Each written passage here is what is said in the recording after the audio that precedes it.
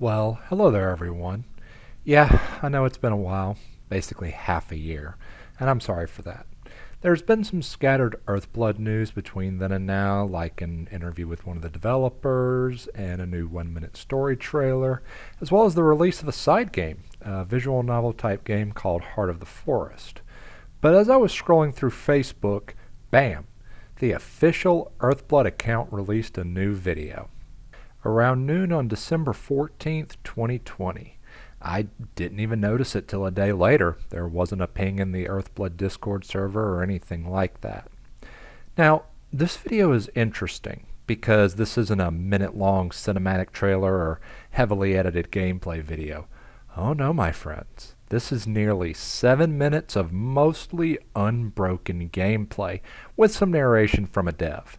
Yes, folks, we finally have true gameplay footage. This is so significant that I decided to shake off the rest and make a video on it. Before we get started, this video is going to be different. I'm not going to do a reaction, nor am I going to show the full video unedited.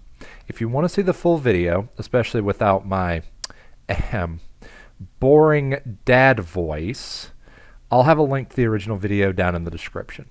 What I'm going to do is play some of the video while discussing things I think are noteworthy and pointing out important bits from the developer narration.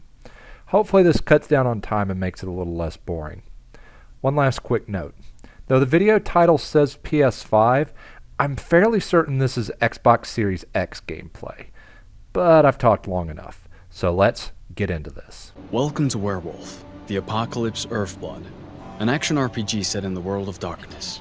You play a werewolf called Cahal, and you're fighting Andron, an oil company destroying the environment. Again, weirdly no mention of Pentex, only Entron, but whatever. In this mission, Cahal and his pack need to sabotage some flare stacks.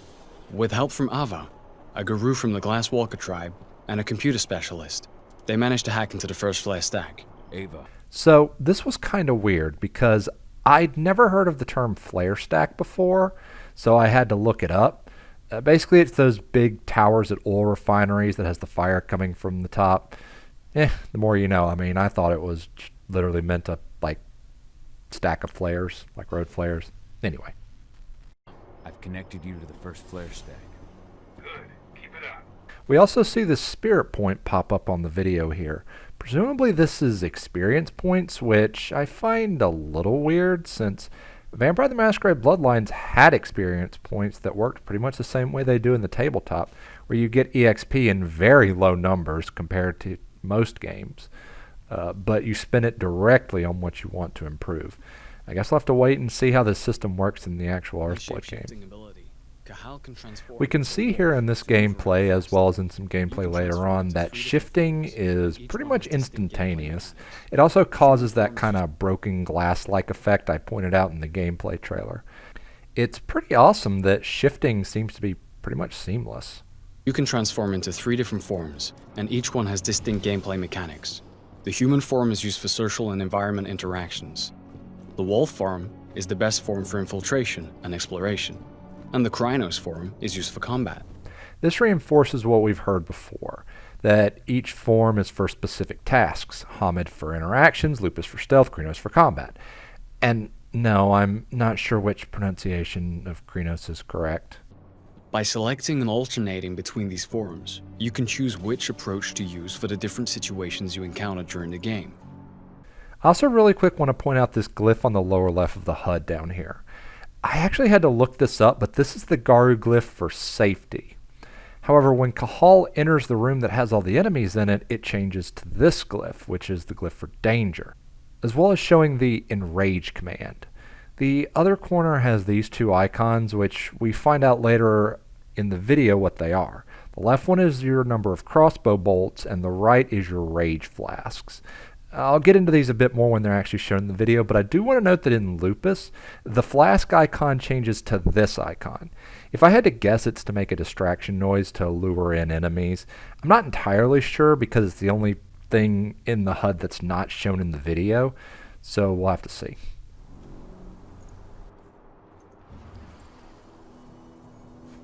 We can see here some stealth gameplay, and the game seems to have your industry standard stealth system. As Cahal goes for the stealth kill, we can see the eye icons of the guards that see him start in yellow, and then they fill up, and after they fill up they turn to red and start filling up again. So presumably it's going from unaware to suspicious to alert. You can also hear him make a comment as well. Something else I want to note here is that during the stealth kill, as well as another one we see later along in the video, both times Cahal shifts from Lupus to Hamid to actually perform the stealth kill. Personally, I think it's a little disappointing that the stealth kills only seem to be in Hamid, when you could just as easily have his Lupus form and have him, say, jump on the guy for a neck bite or something like that. Maybe you'll get a skill later on in the game that'll let you stay in Lupus form for the whole stealth kill, since he shifts into his Hamid form after the kill. I don't know, just an observation, but for now let's check out the ass-kicking Krynos form. As we see here, when you shift to Krynos, you let out a howl.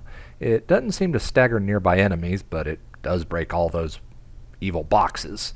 You'll also notice that the HUD is shifted here, and sure enough we can see that Krynos form definitely makes the game into a brawler / spectacle fighter. There's a combo meter plus comments on the moves, and as the Krynos fighting goes on, pay attention to the enemies. Note that they give off this glow before they let out an attack. Both the shotgun using guards as well as the ones with the riot shields glow before they attack, to kind of give you time to react and dodge. And like I pointed out in the first gameplay trailer, the shotguns show a kind of laser trail where their bullets will go when fired, again to kind of serve as a warning for the player to dodge. In combat, the Krynos has two stances. The first is designed for agility, allowing the beast to move around quickly and perform fast attacks while having great mastery. Now here he's discussing the different stances, and we'll get back to that, but first I want to draw attention to what's going on in the actual gameplay here. He runs over and just grabs this scientist-looking dude.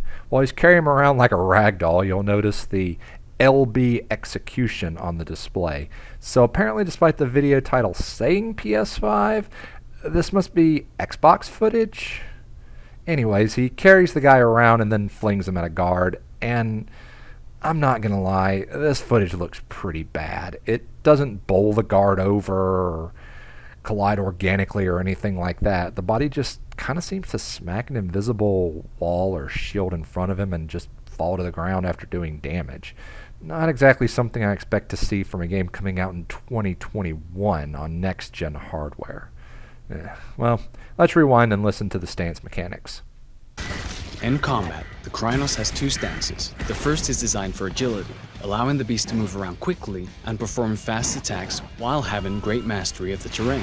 You can see here these suicide drones that show their path before rushing you. Apparently they can cause friendly fire as well, as this poor SOB found out. Why are we still here? Just to suffer? Rage is central to combat. It builds up as you deal damage to the enemies and allows the Krynos to perform special moves. Confronted with stronger enemies, the Krynos will want to switch to the more powerful stance, which sacrifices agility for greater strength and resistance. You can definitely see a movement style shift between the forms. The shift moving around, hunched in all fours, to lumbering slowly. You can see Cahal's arms glowing as well as the stance icon in the lower right here when he shifts. And the color under the rage bar shifts from blue to red. One thing I'll give credit for is that in both forms, the attacks still look pretty vicious and powerful. It's not like you're just lightly slapping them around when you're in the agile stance and then this big hulking gorilla beating everything down in strong form. And they still feel like they carry some weight, just one's a little bit more than the other. As combat continues here, you can see a heavy emphasis on dodge dashing and more examples of visible enemy attacks, like these frag grenade areas. You can also see him use an ability here to grab an enemy before performing a quick execution, which seems to give him some rage. Presumably he's like ripping the guard apart here or something. It's kind of hard to tell, because, you know, if he took a bite out of the guard or something and actually ate it, then that would be a litany violation. But again, it's kind of hard to see. Garou are vulnerable to silver bullets, and some of Endron's guards use them for ammo. In addition to the dev's commentary, you can see that guards with silver bullets have an appropriately silver trail to their targeting lines. You can see the screen effect when he's hit by it, which is nice because it really snaps you in and goes, hey, there's an enemy here you need to focus on. On that note, these silver-wielding enemies seem a little bit more advanced. Note how when Cahal goes to strike, he keeps dodge rolling back and dropping a grenade at his feet as he does. We can see through the video here that different enemy types also seem to have different icons on their health bars. These normal ranged guards have purple icons, shock prod shield guys have yellow, and the more elite silver using guards have, well, surprise, silver icons. Damage from silver is not healed by the Krynos' healing ability. Therefore, it removes a portion of your health bar for the duration of the fight. Things have gone south. We need reinforcements.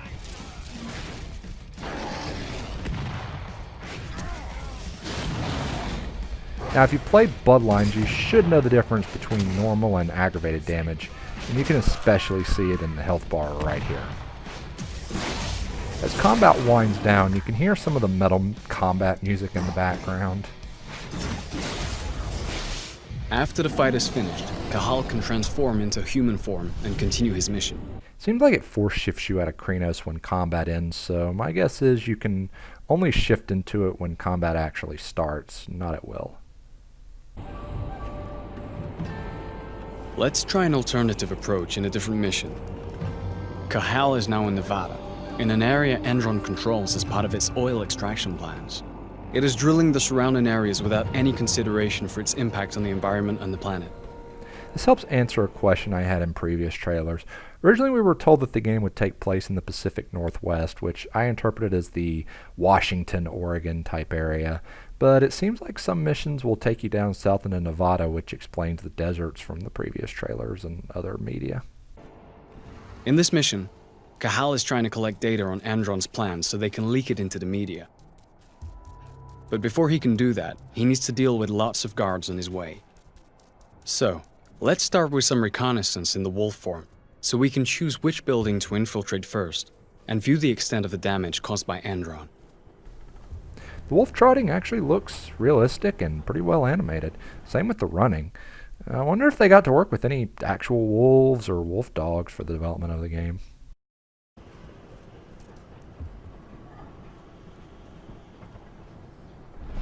Using his penumbra vision, Cahal can detect the presence and type of enemies he faces, which helps him decide which approach to use to fulfill his objectives. So, yeah, as you probably expected, we have a detective vision type thing going on here. One thing I noticed is that all the enemies have the same highlight. The only actual difference is that the silver weapons are highlighted in, surprise, silver. Lore-wise, there is an ability called peeking that allows you to look from the penumbra to the normal world or vice versa, so the ability is kinda accurate. In this case, we're going to use a stealth approach at first to make the task easier. After exploring the surrounding area, we have found an air duct that we can use to enter this area without using the main door. The wolf form is ideal for taking this narrow route. Let's try to eliminate as many guards as possible using stealth. Each eliminated enemy increases Cahal's rage. This rage is stored and can be used in combat when he changes into the Krynos form. So from what he says here and earlier, it seems like the game mostly has a stealth until you screw it up and then combat approach. If my Werewolf tabletop games have been any indication, this is pretty damn accurate. No doubt you can probably do a lot of sections entirely stealth though, but the rage buildup from stealth kills is very useful for when combat inevitably breaks out. Honestly, it's a bit of a welcome change from all the games that make you feel like the second you screw up stealth you need to reload a previous save or restart or something like that. Rage can also be increased by consuming flasks found while exploring the different levels. The flasks, well, I had assumed that the icon down there was for like a medicine bottle or something like that. I have no idea how drinking something from a flask would give a Garu rage. Maybe it just tastes so freaking awful that it enrages him. You can also use penumbra vision to locate the control panels of reinforcement rooms, as well as detect silver and those armed with it. Let's first discreetly handle the snipers.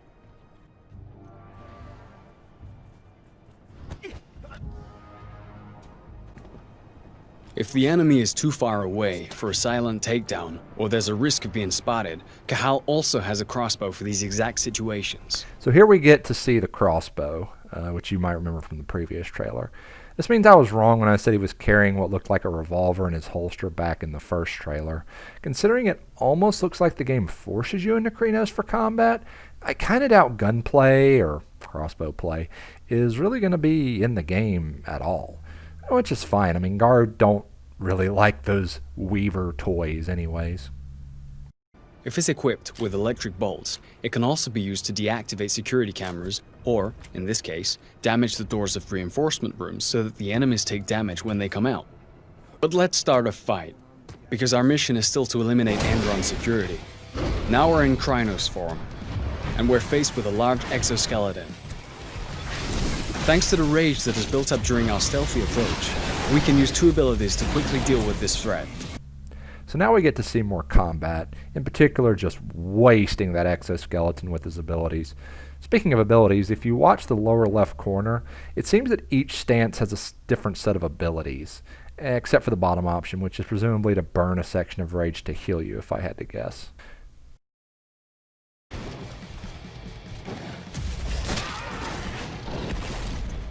Some enemies are possessed by a bane, an evil spirit that can transform them into Fomori and give them various lethal mutations. As you said, we clearly have some Fomori here, one having the head mutation and then a group with arm tentacles, so definitely looks like they'll be featured. Before continuing, one thing I want to bring up here is the delirium. I mentioned back in one of my previous trailer analysis videos that normal humans that see a werewolf's Krynos form go into delirium, which is an instinctual response that causes some kind of reaction in addition to usually make them forget the incident. Fomori are almost always immune to it, and I also had some people comment that Pentex and Andron use drugs that make users immune to the delirium, so that's probably why you can fight these normal humans no problem. But going back to the scientist that he grabbed earlier in the video, considering he was running away, it's entirely possible that the scientist was in delirium, which would also give you an excuse to not kill him if you didn't really want to kill a quote-unquote innocent scientist, because he'd forget about it thanks to delirium anyway.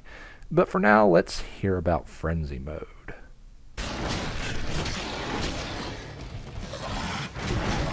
Now that the frenzy bar is full, the Krynos can assume a third stance, frenzy. While in a frenzy, the Krynos has all the benefits of the other 2 stances, but can no longer use special abilities, and loses a certain amount of control of his combos. This state lasts until the frenzy bar is emptied. So while it does make it seem like frenzy mode is just some sort of power-up mode, I've also heard rumors that it's going to be a double-edged sword. Just like in the tabletop, too much rage and too much frenzying can put you into the thrall of the worm. A horrifying state where you lose all control and the worm takes hold for a period of time. At least Cahal is a Hamid-born Garu and not a Metis. But yeah, I've heard rumors that the thrall can happen if you do too much rage, and if it does, it's an instant game over. Appropriate, as most Garu never get over the shame and guilt that falling into a thrall can bring. Some even commit suicide.